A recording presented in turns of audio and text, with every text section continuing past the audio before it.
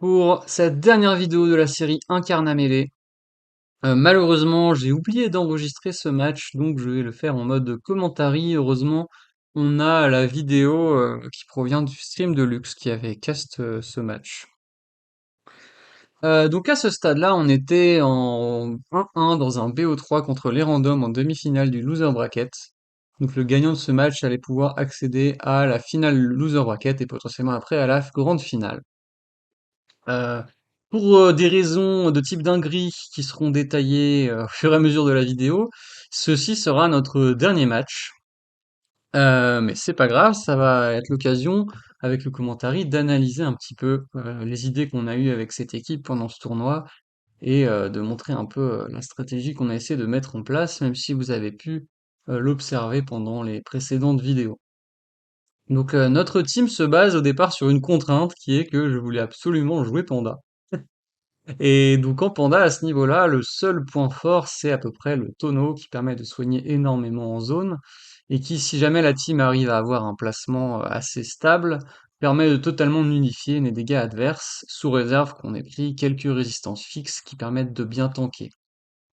Euh, alors à ça s'ajoute l'idée d'avoir un Feka par-dessus, avec Zolax bien sûr toujours repartant pour jouer un Feka, qui augmente la résistabilité de la team en ajoutant les armures et aussi la rend plutôt invulnérable, on va dire, pendant les tours d'armure au kick PA et au kick PM grâce à l'armure venteuse et à l'armure aqueuse qui augmente les pourcentages d'esquive.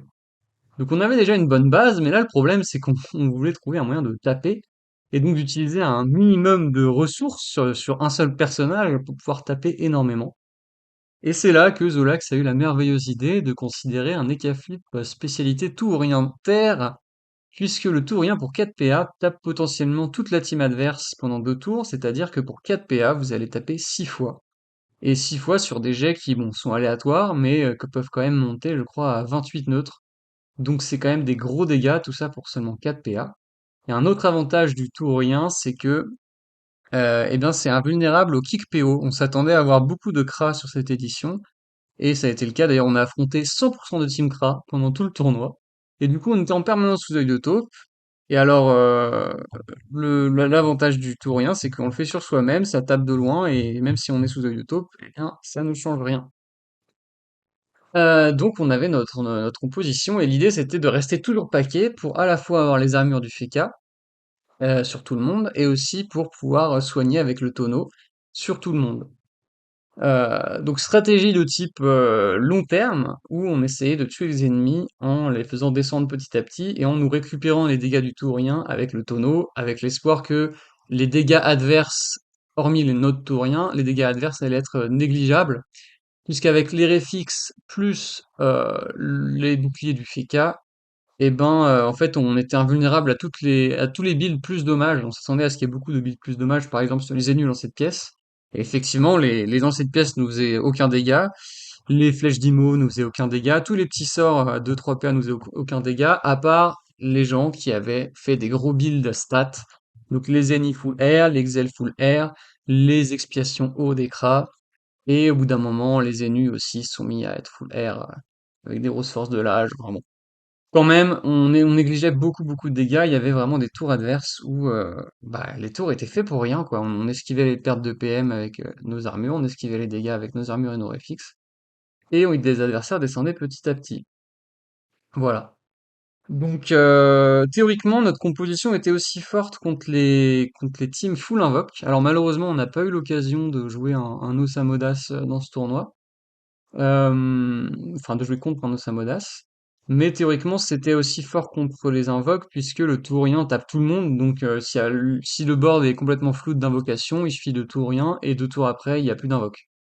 D'autant que les touriens passent par-dessus toutes les protections du type prévention, crapaud, bah, les armures fake adverses potentiellement, même l'immunité, etc. Il n'y a que les résistances fixes qui, contre le tourien.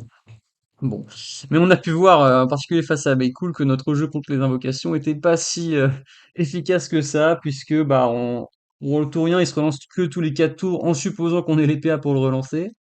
Et donc en 4 tours, on peut déjà stacker pas mal d'invoques en face. Il y en a certaines qui vont être hors de portée du tourien, et surtout, quand on va être dans un trou d'armure aqueuse et que on sera pas dans les 4 tours, euh, eh bien, on va peut-être même pas avoir les PA pour relancer le tour, rien. Les invocations vont se stacker, se stacker, se stacker, et on s'est fait vite déborder. Bon, voilà, Mabé cool, très très très très imposante équipe pendant tout le tournoi. On n'était pas surpris de leur niveau de jeu.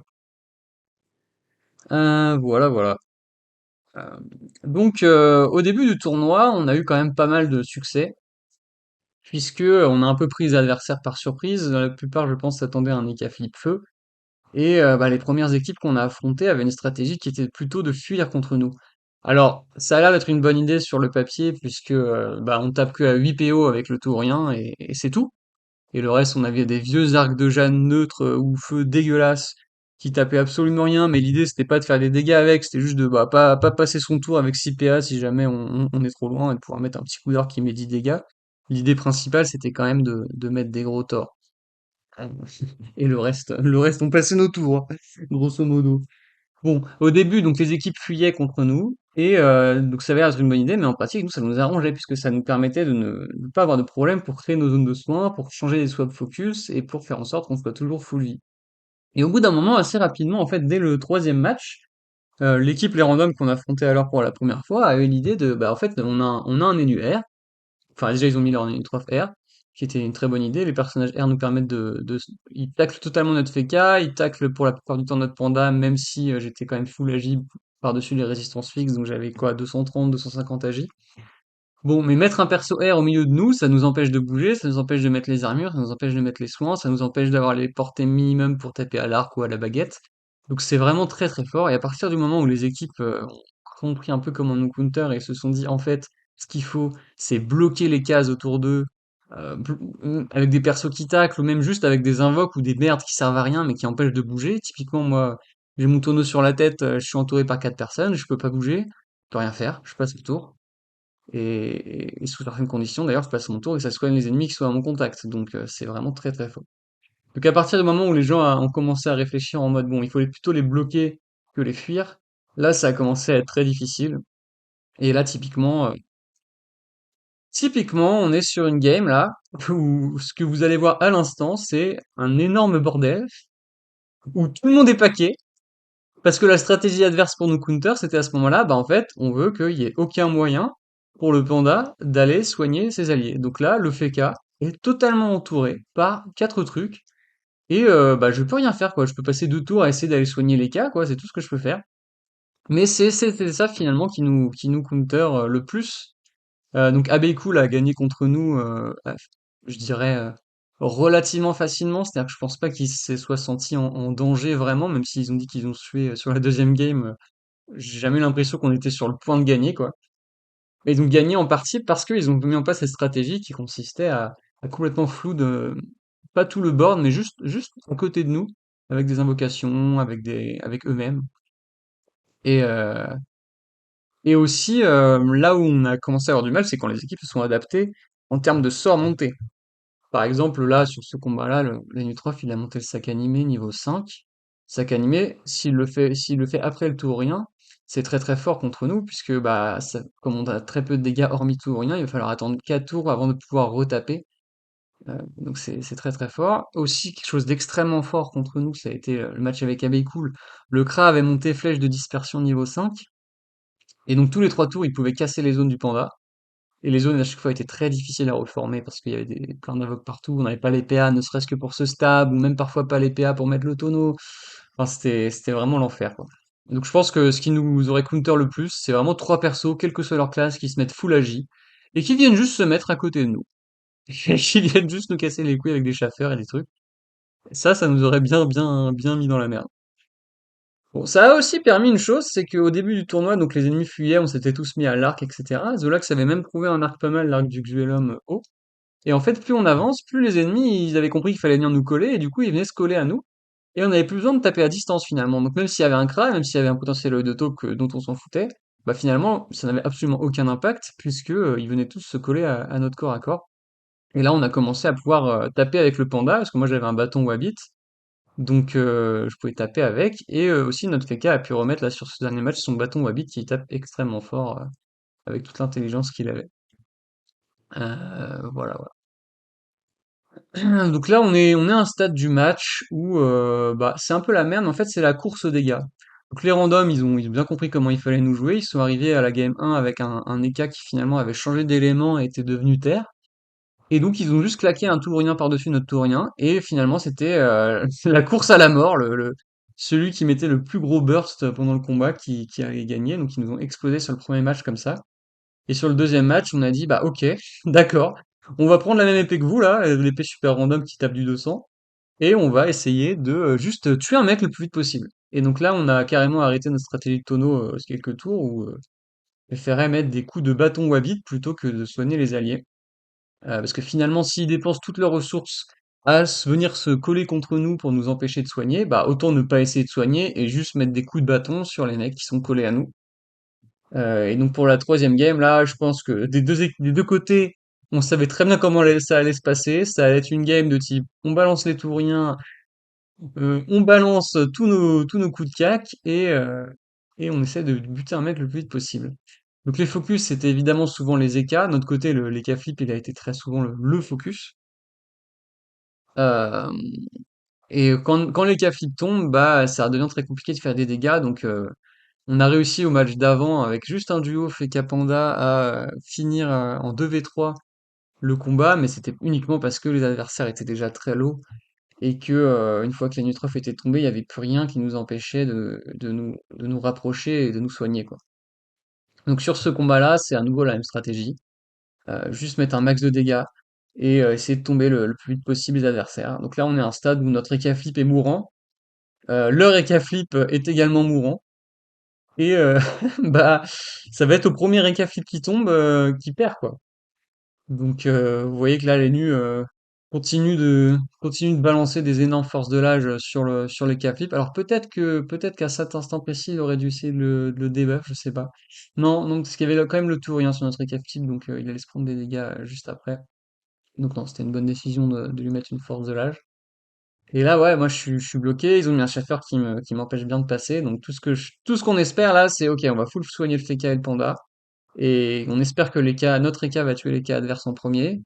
Et ensuite, bah, on sera en 2v2 ou en 2v3 si jamais notre EK est pas mort. Mais voilà, en 2v2, si on est full vie, a priori, on va gagner contre une équipe et Nucra, puisque leur équipe à eux, ils ont pas les dégâts en fait pour passer par-dessus nos armures. Il y a juste vraiment les touriens adverses et l'énorme coup de queue infernal de l'EK flip qui pouvait vraiment nous mettre en danger. Donc là, à ce stade-là, voilà, notre EK flip est mort de la part de, de son tourien. Leur EK flip est mort simultanément de la fin de son contre-coup. On se retrouve en 2v2.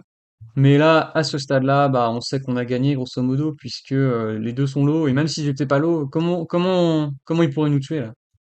C'est impossible. Faudrait que le Kai mette des expis, mais le Kra, si j'ai bien compris, il était en mode feu sur cette game, en tout cas, j'ai pas vu mettre d'expi. Euh, donc ouais, voilà, ils continuent de bloquer tout le monde, ils vont mettre le Kra évidemment devant le Feka pour que le Feka puisse se faire soigner par personne. Mais c'est là que ça devient très fort d'avoir remis le Feka en bâton Wabbit, puisque le bâton Wabbit, vous allez voir, il tabasse! Bon, et donc moi là, je suis un peu une plante en pot, concrètement, je suis une fleur, une fleur qui bouge. Donc je vais me déplacer, mais il n'y a plus grand chose à faire jusqu'à ce que le Feka gère le combat tout seul. Jolax qui se retrouve toujours dans les pires situations, au milieu de quatre mecs. Des fois il passe son tour parce que il a un lag et bon. Quelle, euh, quelle vie quand même Feka. C'était un peu le pilier de la team finalement. C'était souvent le dernier qui restait en vie. Bon. Donc quels sont nos regrets pour ce tournoi? On a perdu deux matchs. Voilà, vous voyez le coup de bâton Wabbit à 100 dégâts, bon ça tabasse, mais chance de crit. On a quand même eu de la chance globalement sur le tournoi. Avec le combat d'avant, on a eu une roll espace tour que pour les adversaires. Bon, après, on a fait un GA -3 à la queue infernale, alors qu'ils ont fait -200. Mais c'est un détail. Donc, quels sont nos regrets pour le tournoi? Euh, eh bien, déjà, on a perdu deux matchs en phase de poule. Le premier match, c'était un match contre Mini Seasons qu'on a perdu parce que la map nous mettait dans la sauce, précisément à cause de la composition adverse. Donc leur composition c'était Kra, Xel et Ni. Ils avaient mis les nifeux, ce qui faisait que, bah, en fait, ils se soignaient tout autant que nous. Bon, alors la mort de la Nutrof, là, c'est terminé, là, je commande plus le match. Ça va juste être un temps d'attente où le FK, il faut qu'il ait 5 PA pour me libérer et ensuite je pourrais remettre des coups de bâton. Donc le match contre Mini Seasons en poule, euh, en fait, ils ont extrêmement bien joué. Lenny et Irixa s'étaient mis en mode soin pour compenser nos dégâts avec le taurien. Ils ont un peu joué avec le feu, leur Xelor a failli mourir à certains moments, mais par-dessus ça, en fait, il y avait un obstacle sur lequel tourner tout le long de la map, et leur stratégie, c'était d'aller tourner autour de l'obstacle, de mettre un rollback quand on était de l'autre côté, du coup je perdais mon tonneau qui était de l'autre côté, et après de refaire ça en mouche parce que j'ai plus de tonneau. Donc en l'occurrence, j'avais que 2 invocations sur ce match, j'aurais pu en avoir jusqu'à 5, mais même avec 5 invocations, en fait, bah, on aurait juste fait 5 fois le tour de l'obstacle, et il y aurait eu 5 tonneaux de l'autre côté, et après on serait mort. Ils nous mettaient plus d'érosion que eux nous mettaient d'érosion. Que nous, on leur en mettait, donc forcément on allait mourir là-dessus. Donc difficile de voir comment mieux jouer ce match-là. Le dernier match de poule, c'était contre Minerva, on a perdu aussi. On a peut-être joué un peu trop agressif. Effectivement, il y a des gens qui m'ont dit dans les commentaires de vidéos YouTube, on aurait peut-être dû plus reculer. Voilà. Après, là où on a perdu des matchs, c'était le BO5 contre Abecool, donc le BO3, pardon. On s'est fait vraiment assassiner. Un move catastrophique de ma part au premier match où je mets le tonneau à un endroit où la dispé du Kra est optimale, c'est-à-dire la dispé du Kra permet à la fois d'éloigner le tonneau de moi et enfin de pousser le tonneau et de m'éloigner du tonneau, donc ça sépare 4 cases. Et 4 cases contre une team qui kill des PM et des PA et qui est des bloqueuses partout, c'est irrattrapable, on n'a jamais réussi à récupérer le tonneau et après c'était trop tard. Donc là c'était un gros misplay de ma part, mais en même temps, il y avait quand même beaucoup de choses à quoi penser sur tout le placement et tout. Parce qu'il y a leur Xel peut rollback, leur trap peut disper, leur Sadi peut full invoque des trucs devant toi. Enfin, c'est très compliqué. Et par-dessus ça, il faut garder les zones pour les armures. Donc je pense que c'était un match très dur à jouer de notre côté. On l'a pas bien joué sur la première game. Voilà, fin du match. Fin du match ici. On l'a bien joué sur la deuxième game contre Abbey Cool. Mais voilà, quand les adversaires jouent très bien en face, eh bien, on n'arrive pas à gagner. Malgré le fait que nous, on ne considère pas avoir fait beaucoup d'erreurs sur la deuxième game. Voilà. Donc là, c'est la fin du match contre les randoms, ce qui fait qu'on gagne 2-1 ce BO et qui nous permet d'arriver en finale du loser bracket. Et c'est là que la dinguerie va se passer, puisqu'en fait, il y a eu un petit problème. À cette époque, il était peut-être 20 heures, quelque chose comme ça.